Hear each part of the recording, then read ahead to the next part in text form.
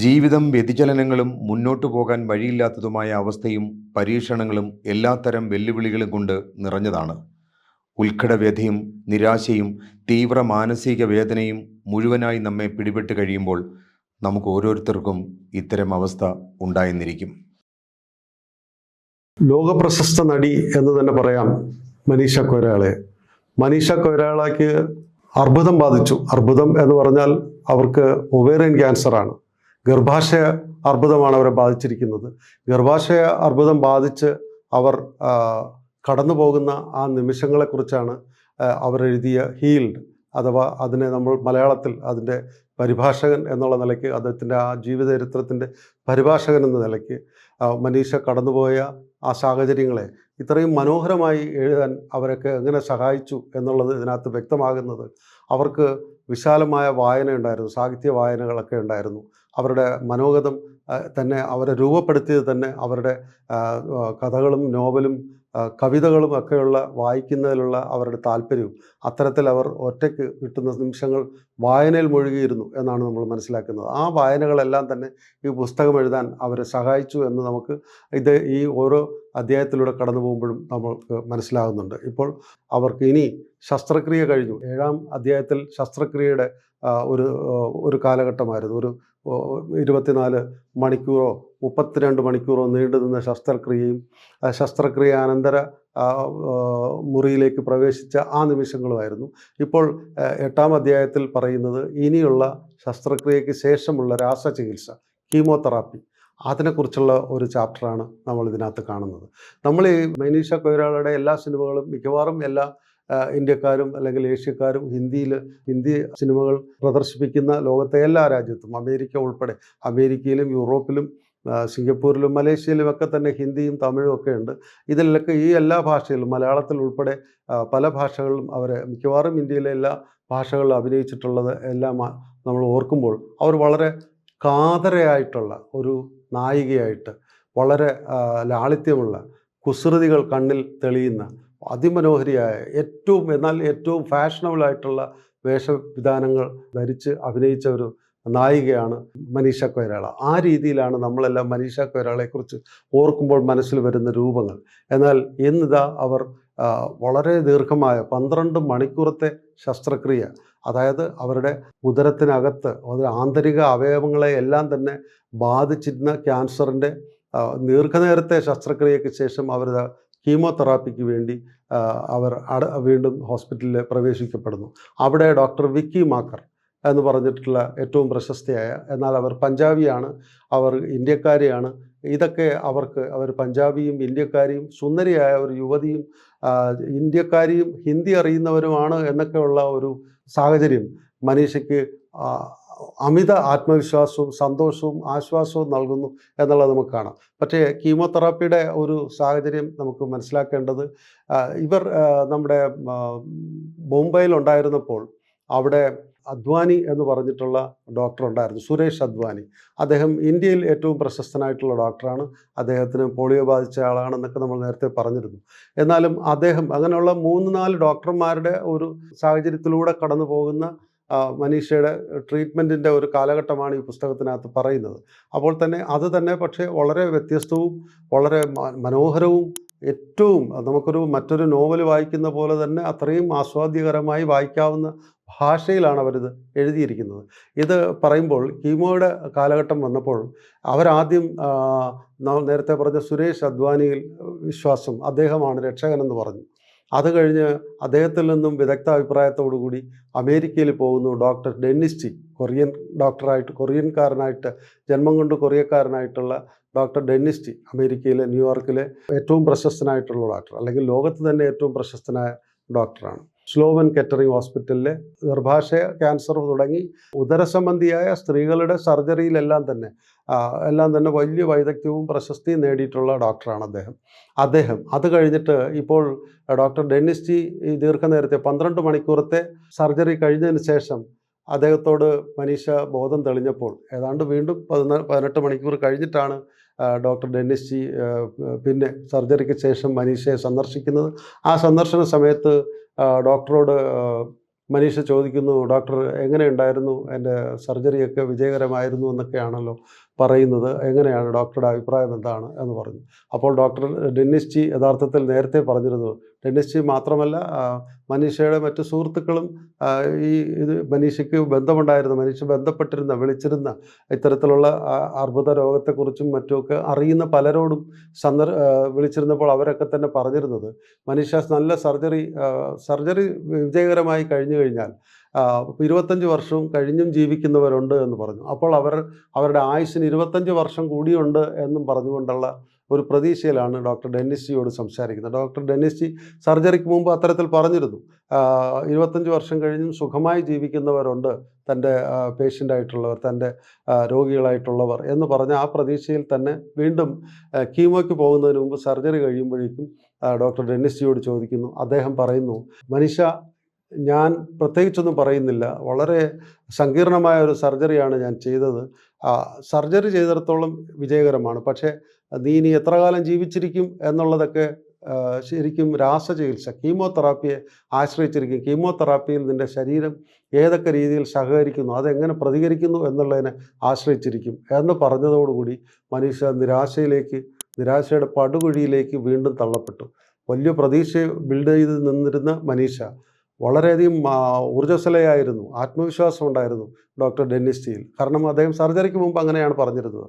ശസ്ത്രക്രിയയ്ക്ക് മുമ്പ് പറഞ്ഞിരുന്നത് 25 വർഷം കഴിഞ്ഞിട്ടും ജീവിച്ചിരിക്കുന്നവരുണ്ട് സുഖമായിട്ട് എന്ന് പറഞ്ഞിരുന്ന അതേ ഡെന്നിസ് ജി ഇപ്പോൾ പറയുന്നു, മനീഷ, നീ കീമോതെറാപ്പിയോട്, രാസചികിത്സയോട് എങ്ങനെ പ്രതികരിക്കും എന്നതിനെ ആശ്രയിച്ചിരിക്കും എന്ന് പറഞ്ഞിട്ട്. രാസചികിത്സ ചെയ്യുന്നത് ഡോക്ടർ വിക്കി മാക്കർ എന്ന് പറയുന്ന ഇന്ത്യക്കാരിയാണ്. അവർ പഞ്ചാബിൽ ജനിച്ചു വളർന്ന ഇന്ത്യക്കാരിയാണ്. അവർ അവിടെ ഫ്ലോറിഡയിലോ മറ്റും ആണ് മെഡിക്കൽ വിദ്യാഭ്യാസം നടത്തിയത്. ഇപ്പോൾ അവിടെ ഈ കീമോതെറാപ്പിയുടെ, രാസചികിത്സയുടെ ഏറ്റവും വിദഗ്ധയായിട്ടുള്ള ഒരു ഡോക്ടറാണവർ. അപ്പോൾ ഇവർ ഡോക്ടറെ കുറിച്ചുള്ള മറ്റ് വിശേഷങ്ങളെല്ലാം തന്നെ, ഈ മനീഷയുടെ ഒരു പ്രത്യേകത എന്ന് പറയുന്നത്, എല്ലാ കാര്യങ്ങളും അന്വേഷിക്കുകയും കേൾക്കുകയും അറിയുകയൊക്കെ ചെയ്താലും അതിൽ കൂടുതൽ അവർ ഗൂഗിളിലും മറ്റുമൊക്കെ പോയി, മറ്റു പല വെബ്സൈറ്റുകളിലൊക്കെ പോയി അവരെ ചികിത്സിക്കുന്ന ഡോക്ടർമാരുടെ വൈദഗ്ധ്യത്തെക്കുറിച്ചും അവരുടെ പ്രാഗൽഭ്യത്തെക്കുറിച്ചും പഠിക്കുക, ഓരോ പേഷ്യൻറ്റും കടന്നുപോയ കാലഘട്ടത്തെക്കുറിച്ചും ചികിത്സാ രീതികളെക്കുറിച്ചും പഠിക്കുക. അത്തരത്തിലൊക്കെ ചെയ്തിട്ട് വന്നിട്ട് ഈ വിക്കി മാക്കറെക്കുറിച്ച് പോലും അവർ ഇതിനിടയ്ക്ക് മനസ്സിലാക്കി. വിക്കി മാക്കറെ മനസ്സിലാക്കുമ്പോഴേക്കും വിക്കി മാക്കറിന് അന്ന് ഈ പറഞ്ഞ ഓൺലൈനുകളിലും മറ്റും വിക്കി മാക്കറെക്കുറിച്ച് വന്നിട്ടുള്ള അവരുടെ വിജയഗാഥകളെക്കുറിച്ചുള്ള കഥകളൊക്കെ വായിച്ചിരിക്കുന്നു. വിക്കി മാക്കർ മനീഷയുടെ ഭാഷയിൽ പറഞ്ഞു കഴിഞ്ഞാൽ വളരെ സുന്ദരിയായിട്ടുള്ള, വളരെ തിളങ്ങുന്ന പല്ലുകളും ചിട്ടയായിട്ട് അടുക്കി വച്ചിരിക്കുന്ന വെളുത്ത് തിളങ്ങുന്ന പല്ലുകളോടുകൂടിയ വെളുത്ത സുന്ദരിയായിട്ടുള്ള ഒരു ഇന്ത്യക്കാരി, പഞ്ചാബി എന്നൊക്കെ പറഞ്ഞിട്ടുള്ള അവരുടെ രൂപത്തെക്കുറിച്ചൊക്കെ ഇവർ ഇതിനകത്ത് ഈ 8-ാം അധ്യായത്തിൽ അവർ വർണ്ണിക്കുന്നുണ്ട്. എന്നിട്ട് അവർ വിക്കി മാക്കർ വരുമ്പോഴേക്കും എനിക്ക് അവരുമായിട്ട് നാട്ടുകാരിയാണ്, ഞാനും ഇന്ത്യക്കാരിയാണ് എന്നൊക്കെ പറഞ്ഞ് അവരുമായിട്ട് സൗഹൃദം പങ്കിടാം, അവരവരുടെ മനീഷയുടെ ആത്മസുഹൃത്തായിട്ട് ഡോക്ടർ വിക്കി മാക്കർ മാറും എന്നൊക്കെ പറഞ്ഞുകൊണ്ട് ഞാൻ നേരത്തെ പറഞ്ഞു, ഇവരൊരു വളരെ വൈകാരികമായിട്ട് കാര്യങ്ങൾ കാണുന്ന, വളരെ ലോല മനസ്കയായിട്ടുള്ള, അതീവ സുന്ദരിയായിട്ടുള്ള, വളരെ കാതരയായിട്ടുള്ള ഭാവങ്ങൾ അവതരിപ്പിക്കുന്ന കഥാപാത്രങ്ങൾ അഭിനയിച്ച ഒരു നായികയാണ്. അതൊക്കെ തന്നെ അവരുടെ ജീവിതത്തിൻ്റെ തന്നെ പ്രതിഫലനമാണ് അവർ യഥാർത്ഥത്തിലും എന്ന് നമ്മൾ കാണുന്നു. ഈ കഥാപാത്രങ്ങൾക്കുപരി അവർ ജീവിതത്തിലും അത്തരത്തിൽ വളരെ ലോലഹൃദയാണ്, സുന്ദരിയാണ്, വളരെ കാതരയായിട്ടുള്ള ഭാവങ്ങളുള്ള, ഒരു മനോഗതമുള്ള ഒരു സ്ത്രീയാണ് എന്നൊക്കെയുള്ള തന്നെയാണ് നമുക്ക് ഇതിനകത്ത് തെളിയുന്നത്. എന്നാൽ ഡോക്ടർ വിക്കി മാക്കർ വരുമ്പോഴേക്കും ഇന്ത്യക്കാരിയാണ്, മനീഷ ലോകപ്രശസ്ത നടിയാണ് എന്നൊക്കെ പറഞ്ഞുകൊണ്ട് ഇവരെ വളരെ ഊഷ്മളതയോടുകൂടി, വളരെ സന്തോഷത്തോടെ, സ്നേഹത്തോടുകൂടി ഇവരുടെ അടുത്ത് വന്ന് പരിചരിക്കും എന്നൊക്കെ വിചാരിച്ചു. പക്ഷേ ഡോക്ടർ വിക്കി മാക്കർ വളരെ ഗൗരവത്തിൽ വരുന്നു. വളരെ സുന്ദരിയായിട്ട്, അധികം പൊക്കമൊന്നുമില്ലാത്ത സുന്ദരിയായ ഒരു ഡോക്ടർ വരുന്നുണ്ട്. വന്ന് വളരെ ഗൗരവത്തോടു കൂടി തന്നെ മനീഷയുടെ കണ്ണുകളിൽ നോക്കാതെ അവരെ പരിശോധിക്കുന്നു. അവരുടെ മറ്റ് കീമോതെറാപ്പിക്ക് വേണ്ടിയുള്ള രാസചികിത്സയ്ക്ക് വേണ്ടിയുള്ള കാര്യങ്ങൾ അവർ തയ്യാറാകുന്നു. ആ ഫയലുകളെല്ലാം ഡോക്ടർ ചി നൽകിയ സർജറിക്ക് ശേഷമുള്ള, ശസ്ത്രക്രിയയ്ക്ക് ശേഷമുള്ള കാര്യങ്ങളെക്കുറിച്ചുള്ള ഡീറ്റെയിൽസൊക്കെ നോക്കുന്നു, ഒക്കെ വരുന്നു. എന്നിട്ടും മനീഷയെ അവർ ഗൗരവത്തിൽ അങ്ങനെ കാണുന്നില്ല. ഈ പറഞ്ഞ അവർ പ്രതീക്ഷിച്ച രീതിയിലുള്ള ഒരു സൗഹൃദമോ ഒന്നും ഈ ലേഡി ഡോക്ടർ വിക്കി മാക്കറിൽ കാണുന്നില്ല. എന്നിട്ട് ഒടുവിൽ മനീഷ തന്നെ അവരുടെ ആശങ്കകളെല്ലാം മാറ്റിവെച്ചുകൊണ്ട്, ഡോക്ടർ താങ്കൾ ഇപ്പം ഇന്ത്യക്കാരിയാണല്ലോ, ഞാനും അവിടുന്ന് തന്നെയാണ് എന്നൊക്കെ പറഞ്ഞ് സൗഹൃദം സ്വയമേ ബിൽഡ് ചെയ്യുന്നുണ്ട്. ഇതെല്ലാം തന്നെ അവരുടെ ഉള്ളിലുള്ള ആശങ്കകളും അവരുടെ ഭയവും ഒക്കെ തന്നെ അതിജീവിക്കുവാൻ വേണ്ടി മനീഷയ്ക്ക് ഉണ്ടായ സഹജമായ ചിന്തകളിൽ നിന്നുണ്ടായ ഒരു പ്രവർത്തനമാണ്, അല്ലെങ്കിൽ അങ്ങനെയുള്ള ഒരു പ്രതികരണമാണ്, അങ്ങനെയുള്ളൊരു ബിഹേവിയറാണ് അവർ എടുത്തത്.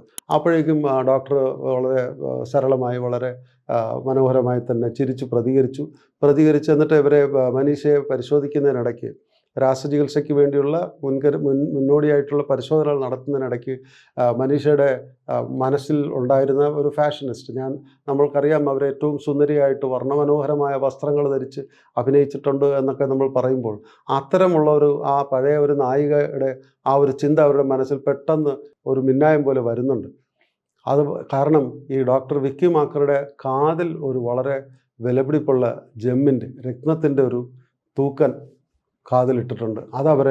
അവരുടെ ശ്രദ്ധയെ പെട്ടെന്ന് പിടിച്ചു പറ്റി. അവർ പറയുന്നു, എനിക്കും ഇത്തരം രത്നങ്ങൾ എനിക്ക് വളരെ ഇഷ്ടമാണ്. ഡോക്ടറുടെ കാതിലിട്ടിരിക്കുന്ന ഈ രത്ന കമ്മൽ വളരെ മനോഹരമായിരിക്കുന്നു, ഈ തൂക്കൻ വളരെ മനോഹരമായിരിക്കുന്നു, എനിക്ക് വളരെയധികം ഇഷ്ടപ്പെട്ടു എന്നൊക്കെ പറയുന്നു. അപ്പോഴേക്കും ഡോക്ടർ വിക്കി മാക്കർ പറയുന്നു, എനിക്ക് സമ്മാനിച്ച എൻ്റെ കാമുകൻ, എൻ്റെ ഭർത്താവെന്നോ കാമുകനെന്നോ അല്ലെങ്കിൽ എനിക്ക് പ്രിയപ്പെട്ടവൻ എനിക്ക് സമ്മാനിച്ച അദ്ദേഹത്തെയാണ് ഞാൻ കൂടുതൽ ഇഷ്ടപ്പെടുന്നത്. എനിക്ക് സമ്മാനിച്ച ഈ വജ്രത്തിൻ്റെ, ഈ രത്നത്തിൻ്റെ കമ്മൽ സമ്മാനിച്ച ആ ആളെ ഞാൻ അധികം ഇഷ്ടപ്പെടുന്നു എന്ന് പറയുന്നു. ആ രീതിയിൽ, അങ്ങനെയും ഒരു രീതിയിലേക്ക് കാര്യങ്ങൾ വരുന്നു. ഒടുവിൽ രാസചികിത്സയിൽ എൻ്റെ ശരീരം എങ്ങനെ പ്രതികരിക്കും എന്നുള്ളതിനെക്കുറിച്ച് തനിക്കറിയണം. അങ്ങനെ അറിയുന്നതിലേക്ക് വേണ്ടി ഡോക്ടർ ഡെന്നിസ് ജി പറഞ്ഞ ആ ഒരു പശ്ചാത്തലം മനസ്സിൽ വെച്ചുകൊണ്ട് ചോദിച്ചപ്പോൾ അവർ പറഞ്ഞു, 5 വർഷം എങ്കിലും ജീവിക്കും എന്നുള്ളതാണ് പറഞ്ഞത്. നമ്മൾ മനസ്സിലാക്കേണ്ടത് 25 വർഷത്തെ പ്രതീക്ഷ ഇതുവരെ, സർജറി വരെ, ശസ്ത്രക്രിയ വരെ 25 വർഷത്തെ പ്രതീക്ഷ കിട്ടിയിട്ട് ഇപ്പോൾ രാസചികിത്സയ്ക്ക്, കീമോതെറാപ്പിക്ക് വന്നിരിക്കുന്ന ഡോക്ടർ വിക്കി മാക്കർ പറയുന്ന 5 വർഷമാണ്. അവർ പെട്ടെന്ന് വീണ്ടും അഗാധ ഗർത്തത്തിലേക്ക്, പ്രതീക്ഷയെല്ലാം തകർന്ന് തരിപ്പണമായി, ഞാൻ 5 വർഷം പോലും ജീവിച്ചിരിക്കില്ലേ എന്നവർ പൊട്ടിക്കരഞ്ഞ് നിലവിളിക്കുന്ന ഒരു സാഹചര്യമാണ്. ഇറങ്ങി ഓടണമെന്ന് തോന്നി. ഇറങ്ങി എന്തെങ്കിലും അവിചാരിതമോ അല്ലെങ്കിൽ എന്തെങ്കിലും അത്യാഹിതങ്ങൾ ചെയ്യണമെന്ന് വരെ അവർക്ക് തോന്നി. ഇറങ്ങി ഓടണം എന്നൊക്കെയുള്ള അത്തരം വികാരങ്ങൾ അവർക്ക് തികട്ടി വന്നു. എങ്കിലും അവർ അവിടെ അടങ്ങിക്കിടക്കുന്നു എന്നുള്ളതാണ് നമ്മൾ കാണേണ്ടത്. ഡോക്ടർ വിക്കി മാക്കർ ആ രാസചികിത്സയിലേക്ക് അവരെ നയിക്കുന്നു. മനീഷയുടെ അമ്മ പറയുന്നു, അല്ല ഡോക്ടർ അതല്ല ഉദ്ദേശിച്ചത്, അങ്ങനെയല്ല, 5 വർഷം കഴിഞ്ഞും അങ്ങനെ പോകും എന്നൊക്കെ പറഞ്ഞുകൊണ്ട് ആശ്വസിപ്പിക്കാനൊക്കെ ശ്രമിക്കുന്നുണ്ട്. പക്ഷേങ്കിലും മനീഷയുടെ മനസ്സ് ശരിക്കൊന്ന് പാളി. മനീഷയുടെ മനസ്സിലുണ്ടായിരുന്ന ആ കോൺഫിഡൻസ്, ആത്മവിശ്വാസം ശരിക്കൊന്ന് പാളി തകർന്നു. ആ ഒരു സാഹചര്യം. അപ്പോൾ പുറത്ത് കാത്തിരിക്കുന്ന മനീഷയുടെ അങ്കിളും ആൻറ്റിയും അപ്പനും സഹോദരനും കൂട്ടുകാരിയും ഒക്കെ തന്നെ, അവർ എല്ലാം തന്നെ ഇവർക്കെല്ലാം നേരത്തെ അറിയാമായിരുന്നു എന്നുള്ളതാണ് മനീഷ മനസ്സിലാക്കുന്നത്. മനീഷ നേരത്തെ നമ്മൾ പറഞ്ഞു, അവർ നല്ല വായനാശീലമുണ്ടായിരുന്നു, കഥകളും കവിതകളും നോവലും ഒക്കെ വായിക്കുന്ന ഒരു ശീലമുണ്ടായിരുന്നു എന്ന് പറയുമ്പോൾ, അവർ പറയുന്നു, അവരുടെ പഴയ കാലത്ത്, പണ്ട് അവരുടെ കാഠ്മണ്ഡുവിലുണ്ടായിരുന്നപ്പോൾ ഈ പള്ളികളിലെ ഈ പറഞ്ഞ കത്തീഡ്രലുകളിലും മറ്റുമൊക്കെ കാണുന്ന ജനാലപ്പാളികളിൽ ഇട്ടിരിക്കുന്ന വർണ്ണാഭമായ ചില്ല് കൊണ്ട് തീർത്തിട്ടുള്ള ജനാലകളിൽ കണ്ടിരിക്കുന്ന അതേ നിറങ്ങൾ റിഫ്ലക്റ്റ് ചെയ്യുന്ന, അതേ നിറങ്ങൾ പ്രതിഫലിപ്പിക്കുന്ന ചിറകുകളോടുകൂടിയ ഒരു ചിത്രശലഭത്തെ അവർ കാണുന്നു. അതിനെ കൗതുകത്തോടുകൂടി കണ്ടിരുന്ന ഒരു ദിവസം പെട്ടെന്ന് കുറേ പെൺകുട്ടികൾ ഓടി വന്ന് ആ ചിത്രശലഭത്തെ പിടിച്ചൊരു കുപ്പിക്കകത്താക്കുന്നു. ചിത്രശലഭം അതിൽ നിന്നും രക്ഷപ്പെടാൻ, അതിനകത്ത്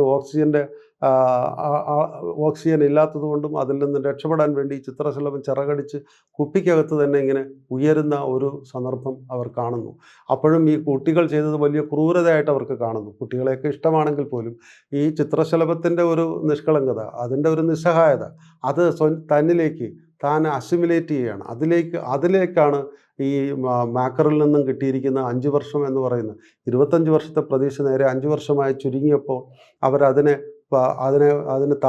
താരതമ്യം ചെയ്യുകയും താതാത്മ്യം പ്രാപിക്കുകയും ചെയ്യുന്നത് ഇത്തരത്തിൽ സ്വതന്ത്രമായി വിഹരിച്ച് തേൻ കുടിക്കുന്ന ഒരു ചിത്രശലഭത്തിനെ പെട്ടെന്നൊരു കുപ്പിക്കകത്തുള്ളിലാക്കി അതിനെ നിസ്സഹായമാക്കുന്ന ഒരു സാഹചര്യത്തിലേക്ക് കാര്യങ്ങൾ മാറുന്നു എന്നുള്ളതിലേക്കാണ് ഈ 8-ാം അധ്യായത്തിലെ രാസചികിത്സയുടെ അധ്യായം കടന്നു പോകുന്നത്.